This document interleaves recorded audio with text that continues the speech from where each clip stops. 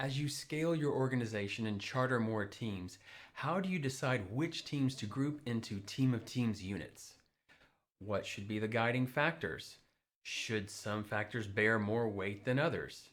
How often do you revisit these groupings, if ever? It's a lot to think about. Welcome to Agile Scaling Foundations with Barry Hawkins. Please be sure to like and subscribe. This video series is based on training that I have provided over the years, both as a product development leader building teams internally and as a consultant helping clients scale their organizations as well. In this episode, I'll cover the 4 key factors that guide how development teams are grouped into team of teams units. 3 to 6 teams. One of the first questions I usually receive is, how many teams go into a team of teams? 3 to 6. At just 2 teams, the overhead of a team of teams, creating and curating a portfolio backlog, holding monthly stakeholder reviews, staffing a cross-functional leadership team, and more, that's rarely justified when you just have 2 development teams. But at the point that you hit 3, you now get to a stage where the complexity and volume and number of dependencies justify a portfolio backlog with that leadership team and those regularly monthly stakeholder reviews and other readouts and communications that Team of Teams provides.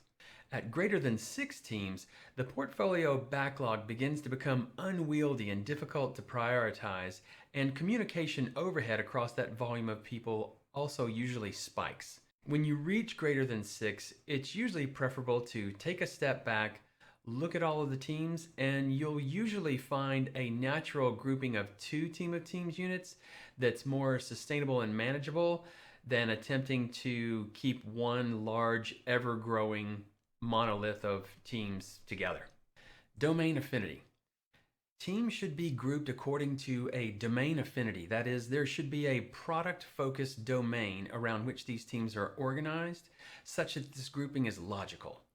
Determining which domain should be that organizing principle is the result of conversation and experimentation around the specific context and situation that you find yourself in at the time of forming the groupings.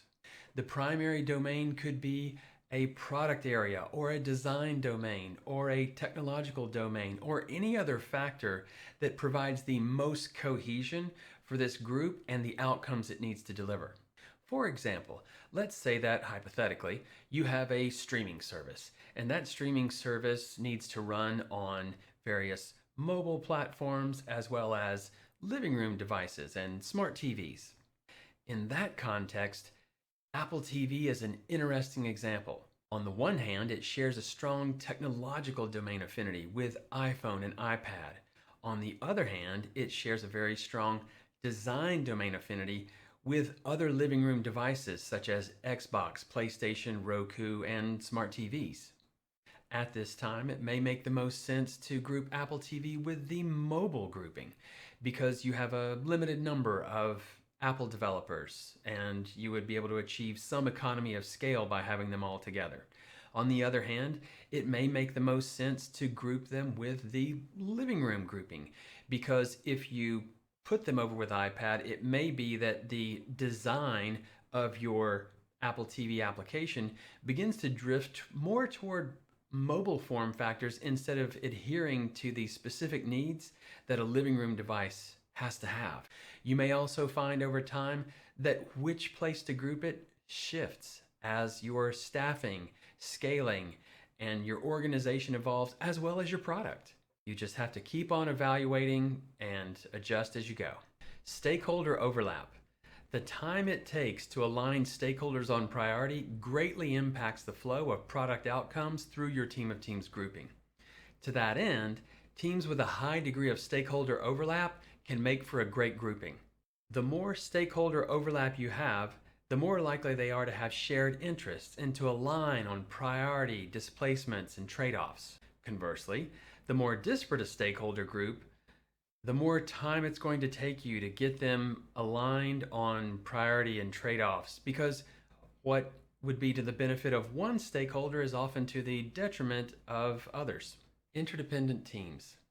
The size of the outcomes that you need to deliver are scaling alongside your organization.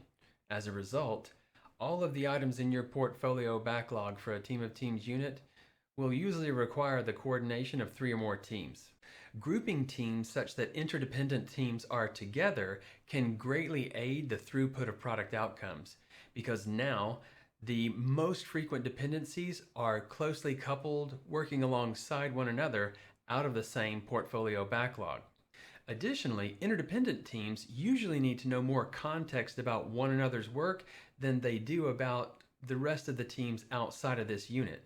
To that end, your team of teams grouping can reduce communication overhead because the highly granular context is being shared internally across the team of teams, and then the more appropriate high-level context is being shared externally outside of that grouping.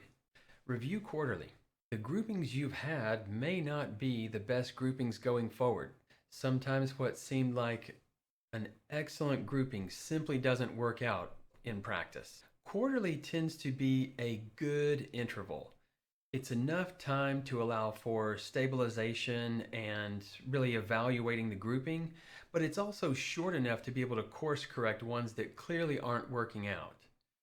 As you evaluate groupings, seek a balance between stability to have reliable throughput and adapting to your understanding as it changes. Thanks for watching. Please be sure to like, subscribe, and click the notifications icon so that you'll be first to know when new Agile Scaling Foundations episodes and other product development videos are uploaded. For the next Agile Scaling Foundations episode, click the video up here. For the full Agile Scaling Foundations series, check out the playlist down here. Again, I'm Barry Hawkins. Thanks for watching, and we'll see you in the next video.